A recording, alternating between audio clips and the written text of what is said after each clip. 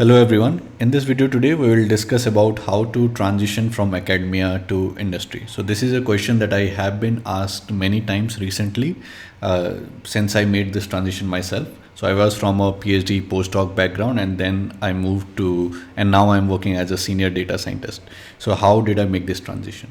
So I have organized this video in three parts. So the first part would be my story. So how did I do it? What was my background and how did I make this transition?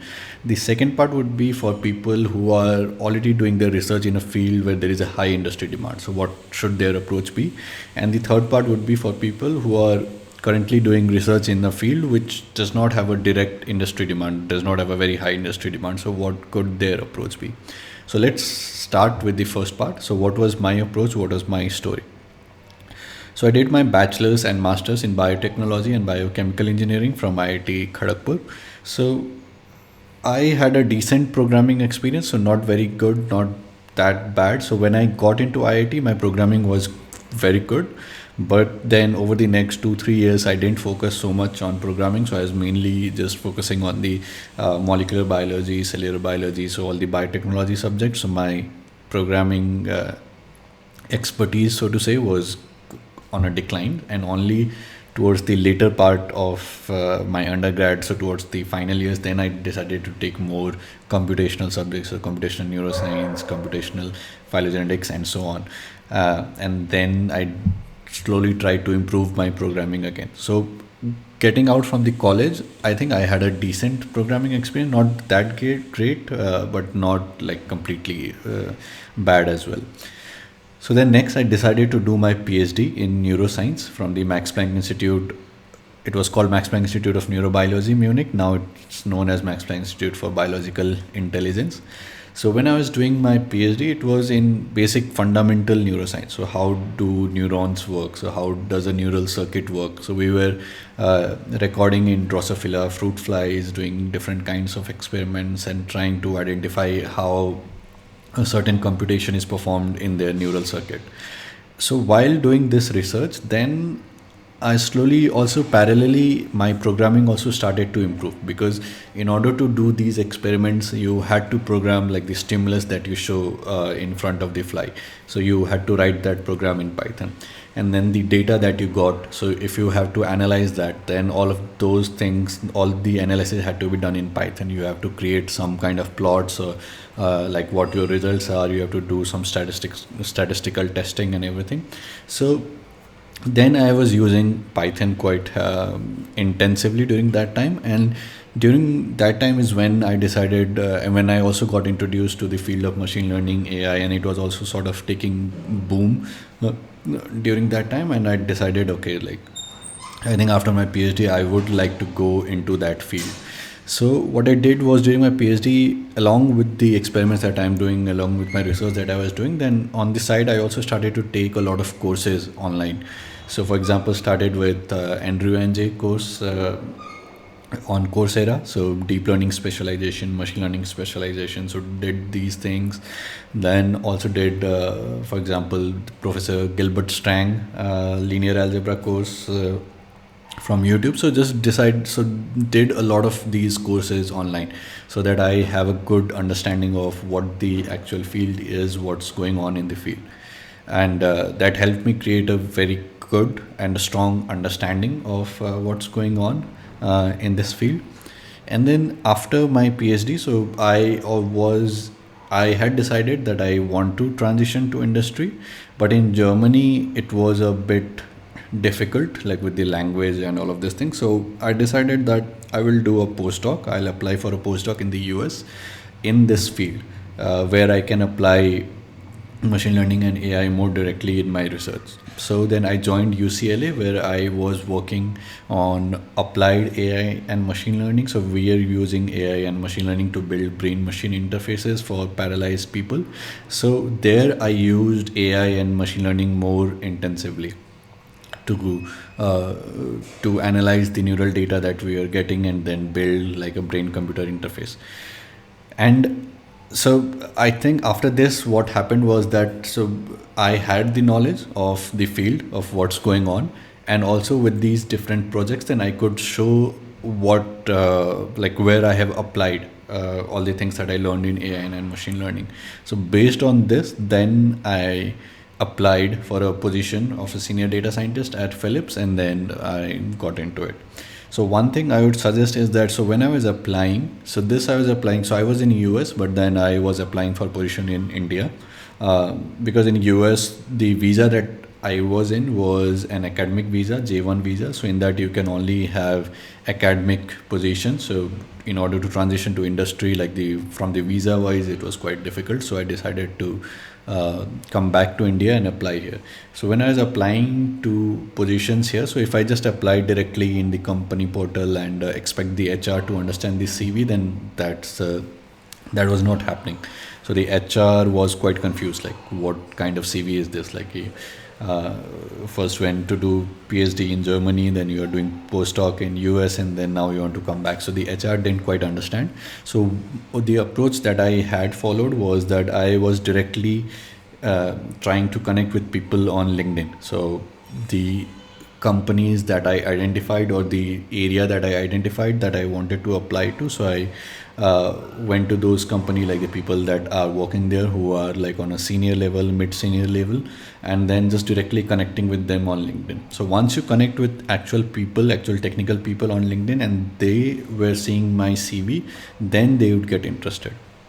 So in the same way, then I got in connection with someone who was hiring for the role in the company, and I shared my CV with them, and they really got interested in that. Then I had the interview through that. So that would be my suggestion. If you are applying, then don't just expect the normal way of applying in a company website and then waiting for the HR to respond. The HR would most likely not respond. So try to connect directly with people on LinkedIn, or like wherever you can connect with them, and then apply through that. So that was in short my story. If you want to go more into detail, you have further question, I would be happy to answer. You can ask me those questions. So next, let's discuss about people who are doing their research, their PhD or postdoc, or let's say master's research in a field which already has a high industry demand. So for example, if you are doing your PhD in AI and machine learning, or you are doing your PhD in, let's say, computational protein design. So these are some of the fields which have a very high industry demand. So for protein design, at least in the US, it's very high right now in computational biology. But in AI and machine learning all throughout the world, you can find a great demand. So if you are doing in this field, then your approach is, I think, quite straightforward, that you just focus on your research, do your best that you can do, work on interesting projects, and then show your research to the world. So publish your papers, publish in conferences, go to conference, talk to people there, talk to people in top. So if you are working for AI machine learning research, so talk to people when you go to conferences, talk to people from companies like Google, Amazon, etc. So and then try to get an internship there. Get an internship, do the job well, and then your job will get converted full time. So for people who are already in a field that has a high industry demand, so just do good research, publish it, go to conferences, present your research in conferences, talk to people, make connections, and then directly apply, and you will get the job. So now third, let's talk about people who are in a field which does not have a direct industry demand. So let's say, for example, me, I was doing my PhD in basic fundamental neuroscience, where you may not directly have a direct industry demand where people from industry directly want you. So what you could do is, so let's say if you are not programming right now, start programming. So whatever analysis you are doing, so let's say if you are doing it manually using Excel sheet, then try to automate that. The figures that you are generate it using Python. And now the programming has transformed quite a lot after the introduction of Copilot. So initially, at least when I was doing programming during my PhD, then if I have to do one analysis or create one plot, make some changes, then I had to read a lot of Stack Overflows, go through Google, and then finally was able to do something. But now in Copilot, you can just write it in a human language, English, simple, and then you will get the programming corresponding to that. You will get the program corresponding to that. But still, you need to understand what's going on. Only then you will be able to do it properly.